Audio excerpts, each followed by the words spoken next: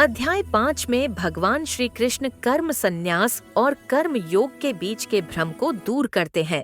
वे स्पष्ट करते हैं कि कर्म का त्याग नहीं, बल्कि कर्म के फल की आसक्ति का त्याग ही सच्चा संन्यास है। कर्म संन्यास और कर्म योग। अर्जुन पूछता है, क्या कर्म का त्याग श्रेष्ठ है या कर्म योग?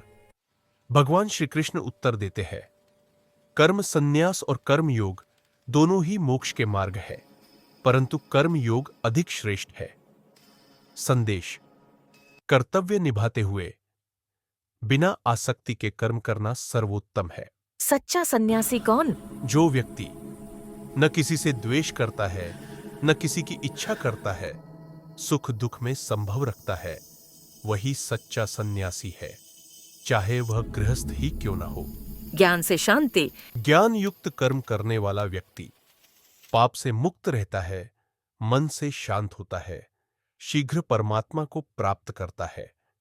ज्ञान मनुष्य को आत्मा और शरीर का अंतर समझाता है। आत्मसंयम और ध्यान। इस अध्याय में ध्यान योग का भी उल्लेख है।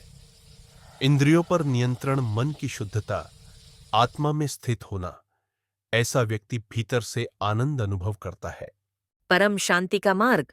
अध्याय के अंत में भगवान कहते हैं, जो मुझे सभी यज्ञों का भोक्ता, संपूर्ण लोकों का स्वामी और सभी प्राणियों का मित्र जानता है, वह शांति प्राप्त करता है।